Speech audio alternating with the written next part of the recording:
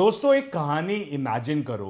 आप सुबह उठते हो, किचन में जाते हो, ब्रेड खत्म देखते हो, दूध आधा देखते हो और फ्रिज की लाइट भी हल्की सी ब्लिंक कर रही होती है, जैसे वो आपको कह रही हो भाई कुछ तो करो।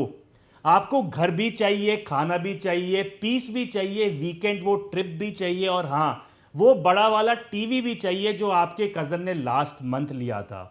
लेकिन एक प्रॉब्लम हर जगह खड़ी है, हर चीज लिमिटेड है। दुनिया में सब कुछ है पर अनलिमिटेड कुछ भी नहीं है। ये कहने में काफी फिलोसॉफिकल लगता है, पर यही इकोनॉमिक्स की बर्थ प्लेस है, जो है स्कैरसिटी। स्कैरसिटी ही वो विलन है जो हम सबकी लाइफ में दिखाई देती है, और एग्जैक्टली यही विलन पे पूरी इकोनॉमिक्स की स्टोरी बनी है।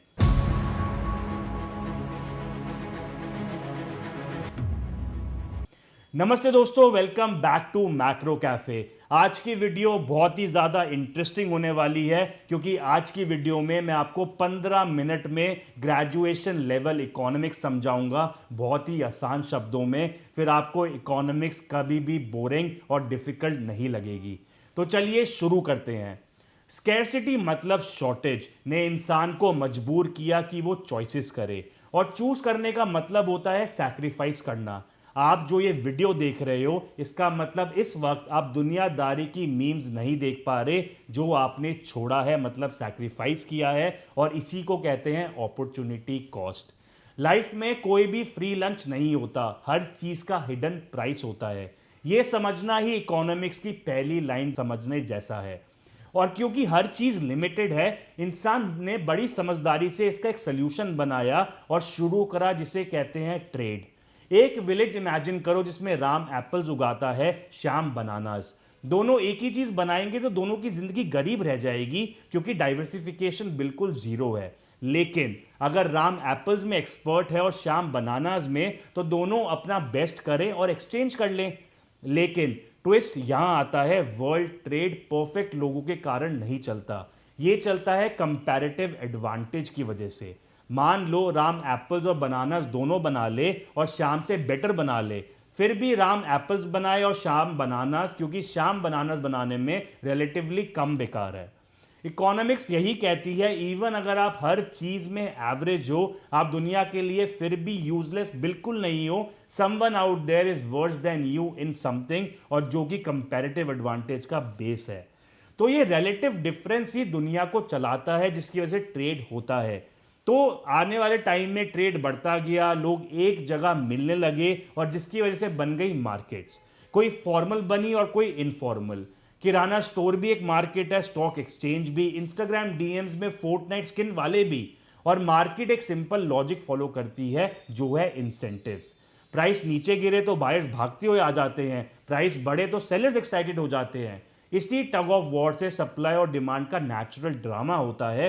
डिमांड कर्व डाउनवर्ड स्लोपिंग होता है, मतलब प्राइस बढ़ा तो डिमांड कम हो गई, और सप्लाई कर्व अपवर्ड स्लोपिंग होता है, मतलब प्राइस बढ़े तो सप्लाई ज्यादा।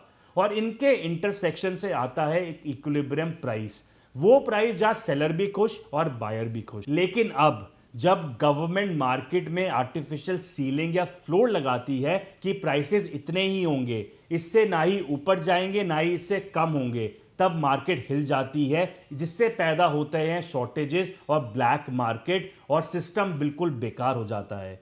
अब सोचो, अगर हर चीज ट्रेड से होती तो कितना ज्यादा कॉम्प्लिकेटेड होता। शूज के बदले चाय मिलती, चाय के बदले बिस्किट, बिस्किट के बदले हेयर कट, तो ये तो पूरा बार्टर सिस्टम का सर्कस हो जाता। इसलिए इंसान ने क्रिएट किया मनी, यानी पैसा। मनी एक मिरेकल है, medium of exchange, unit of account और स्टोर ऑफ वैल्यू। और सच में ये ट्रेड का एक ल्यूब्रिकेटिंग ऑयल है। इसने हमें गोट फॉर वाईफाई जैसी ऑकवर्ड सिचुएशन से बचा लिया। फिर आए इसके बाद बैंक्स, जिनका एक्चुअल काम लोग समझते ही गलत है। लोग सोचते हैं बैंक्स पैसा वॉल्ट में रखते हैं और वही पैसा आगे लोन दे देते हैं। नहीं, जब आप लोन लेते हो, बैंक लिटरली नया पैसा टाइप करके आपके अकाउंट में डाल देते हैं, और इसे फ्रैक्शनल रिजर्व बैंकिंग कहते हैं। फ्रैक्शनल मतलब कुछ पैसा रिजर्व में रखते हैं, बाकी दुनिया में सर्कुलेट होता है in the form of loans. और अगर सब एक साथ अपना पैसा मांगने बैंक में आ जाएं, तब होता है बैंक रन, मतलब बैंकिंग सिस्टम कोलैप्स। आगे बढ़ते हैं दुनिया के सबसे अंडररेटेड हीरो पर, जो है सप्लाई चेन्स। मान लो आपने एक आवाकाडो टोस्ट ऑर्डर किया, उस एक टोस्ट के पीछे बहुत लोग काम कर रहे होते हैं। कोई आवाकाडोज उगा रहा है, कोई वीट, कोई ब्रेड बना रहा है, कोई ट्रांसपोर्ट कर रहा है, कोई कैफे से असेंबल कर रहा है और कोई कैशियर स्माइल मार के 50 रुपए इसका चार्ज कर रहा है। ये सब होता है लैंड, लेबर और कैपिटल के कॉम्बिनेशन से। ये तीन फैक्टर्स ही वर्ल्ड प्रोडक्शन के फाउंडेशन है। अब प्रोडक्शन का आउटपुट कितना होगा ये डिसाइड करती है प्रोडक्टिविटी। हाई प्रोडक्टिविटी का मतलब ज्यादा आउटपुट कम टाइम। लो प्रोडक्टिविटी का मतलब अंडा बनाते बनाते फ्रस्ट्रेशन, ऊपर से वो जल भी जाए। प्रोडक्टिविटी ही देश के अमीर या गरीब होने का असली रीजन है। और जब सारे गुड्स और सर्विसेज कंबाइन होते हैं जो हमने बनाए हैं, तो इससे बनता है जीडीपी। जीडीपी हम तीन तरीकों से मेजर करते हैं, प्रोडक्शन, इनकम या फिर स्पेंडिंग। सी प्लस आई प्लस जी प्लस एक्स माइनस एम, मतलब consumption, investment, government expenditure, export और इंपोर्ट। लेकिन जीडीपी खुशियां काउंट नहीं करता, अनपेड वर्क काउंट नहीं करता और इलीगल एक्टिविटीज भी नहीं। जीडीपी कभी कभी ऊपर जाती है, कभी नीचे आती है, कभी बूम करता है तो कभी नीचे जाता है, जिसे कहते हैं रिसेशन। और जब ये रिसेशन कई साल तक चल जाए तो इसे कहते हैं depression. Recession is like economic fever और depression is like economy is in ICU. ये नेचुरल बिजनेस साइकिल्स होती हैं और ये साइकिल सेंसिटिव होती हैं एग्रीगेट डिमांड और एग्रीगेट सप्लाई से। मतलब total demand and total supply in the market.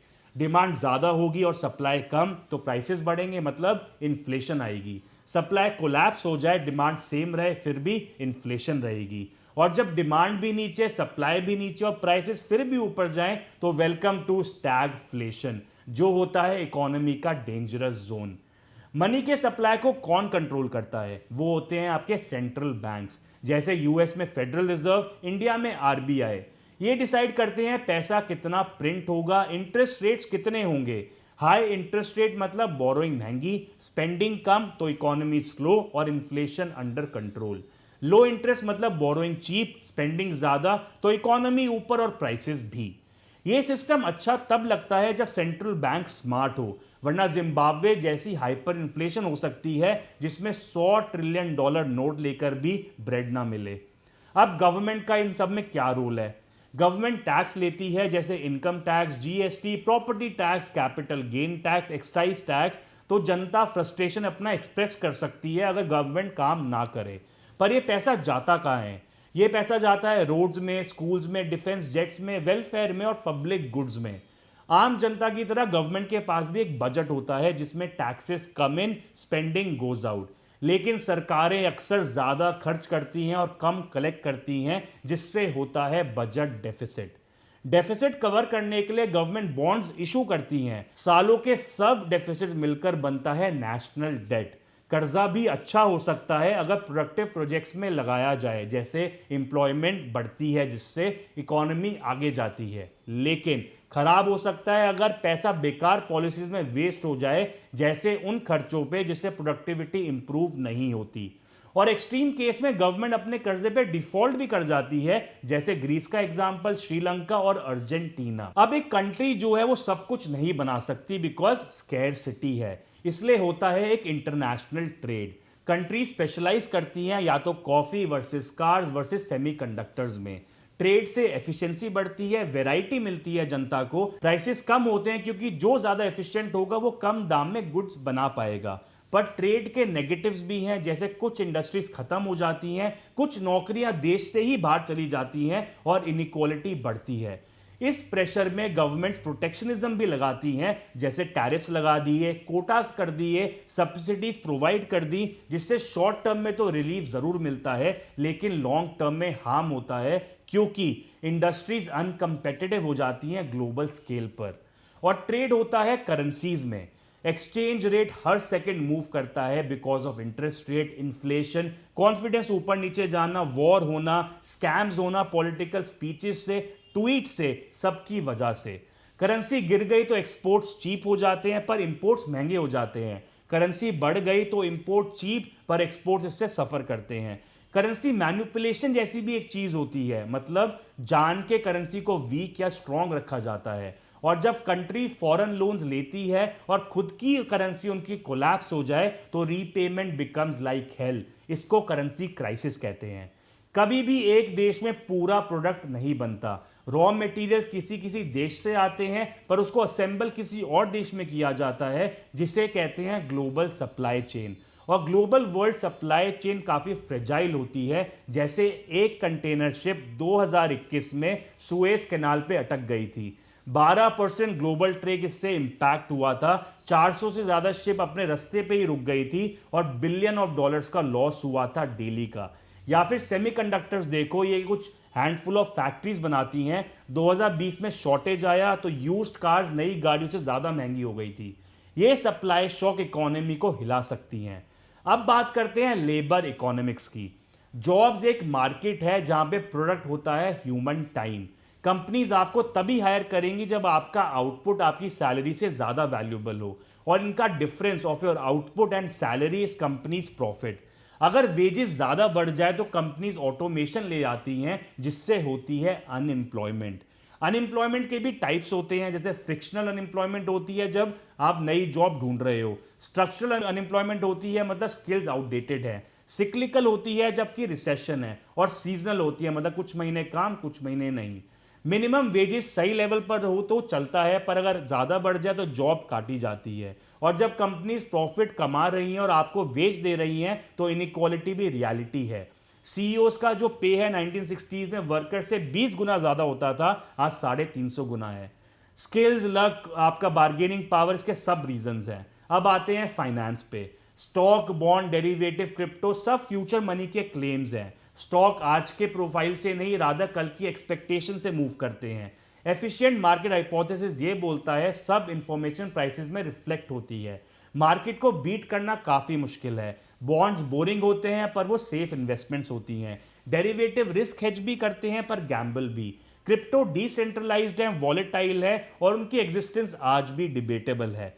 Risk return relationship बोलता है कि हाई रिटर्न चाहिए तो रिस्क भी लेना पड़ेगा, और इसी रिस्क में कहानी बनती है या फिर बर्बाद हो जाती है। अब डेवलपमेंट इकोनॉमिक्स की एक और ब्रूटल ट्रूथ मैं आपको बताता हूं। कुछ कंट्रीज को ज्योग्राफी ने दे दिया धोखा, कुछ को हिस्ट्री ने लूट लिया। कॉलोनी से रिसोर्सेज बाहर गए और सिस्टम ब्रेक डाउन हो गया। मलेरिया जोन जैसे अफ्रीका में प्रोडक्टिविटी लो रह गई, और लैंडलॉक्ड कंट्रीज मतलब बिना समुंदर के जो कंट्रीज है उसमें ट्रेड महंगा हो गया। करप्ट इंस्टीट्यूशन में इन्वेस्टर्स भाग जाते हैं। रिसोर्स कर्स भी एक रियलिटी है। ऑयल मिल गया तो करप्ट एलीट रिच हो जाते हैं, कंट्रीज पुअर रह जाती हैं। पॉवर्टी ट्रैप भी होता है, मतलब पैसा नहीं तो सेविंग्स नहीं, सेविंग्स नहीं तो इन्वेस्टमेंट नहीं, पर ग्रोथ नहीं, और फिर पॉवर्टी टाइट ग्रिप। एड कभी काम करती है, कभी गवर्नमेंट लैम्बोर्गिनी फंड बन जाती है, और रियल चीट कोड्स होते हैं इन सब में education, infrastructure, property rights, political stability. फिर आते हैं हम इंसान, जो हैं billions of irrational beings. Behavioural economics कहता है कि हम रैशनल नहीं हैं। हमें अभी का पैसा फ्यूचर से ज़्यादा वैल्यूएबल लगता है, मतलब हाइपरबोलिक डिस्काउंटिंग करते हैं हम हारने से ज़्यादा दुखी होते हैं जीतने की खुशी से। इसको कहते हैं लॉस एवर्जन। हम एंकर हो जाते हैं, अगर कोई कह दे कि फ़ोन 1 लाख रुपए का है तो 999 रुपए भी चीप लगते हैं। हर्डिंग में हम टॉयलेट पेपर भी स्टॉक की तरह खरीद लेते हैं। संक कॉस्ट फैलेसी में हम घटिया मूवी एंड तक देखते हैं, क्योंकि पहले टाइम की इन्वेस्टमेंट वेस्ट नहीं करना चाहते। इसी वजह से गवर्नमेंट और एप्स हम पर नजिश चलाती हैं, जो है auto save, auto invest, retirement, default enrolment, ताकि हम अपनी सारी की सारी सेविंग बर्बाद ना कर दे। और फाइनली ये पूरा सर्कस किसी ना किसी इकोनॉमिक सिस्टम के अंदर होता है। कैपिटलिज्म इनोवेशन देता है पर इनइक्वालिटी भी। सोशलिज्म इक्वालिटी देता है पर इंसेंटिव किल कर देता है। कम्युनिज्म प्लानिंग देता है पर फेमाइन भी। रियल वर्ल्ड में ऑलमोस्ट हर कंट्री मिक्स्ड मॉडल यूज करती है। यूएस में free market plus social security, China में कम्युनिज्म प्लस कैपिटलिज्म, इंडिया में free enterprise plus government intervention. और जब आप ये पूरी कहानी एक साथ देखते हो, स्कैरसिटी से शुरू होके trade, incentive, money bank, GDP, cycle, inflation, जब सब चीजें आप एक साथ देखते हो तो आप रियलाइज करते हो कि इकोनॉमिक्स कोई सब्जेक्ट नहीं, economics is the operating system of human civilisation. ये इनविजिबल फ्रेमवर्क है जिसके बिना दुनिया नहीं चल सकती। और दोस्तों, अब आपके पास वो नजरिया है जो आपको हर कॉन्वर्सेशन में पावरफुल, कॉन्फिडेंट और इन्फॉर्म्ड बनाएगा। अब इकोनॉमिक्स आपको कभी बोरिंग नहीं लगेगी। कमेंट में जरूर लिखना कि अब इकोनॉमिक्स में मुझे मजा आने लगा है। मैं हूं आपका दोस्त आदित्य गुप्ता, मिलते हैं नेक्स्ट एनालिसिस में। Take care, thank you.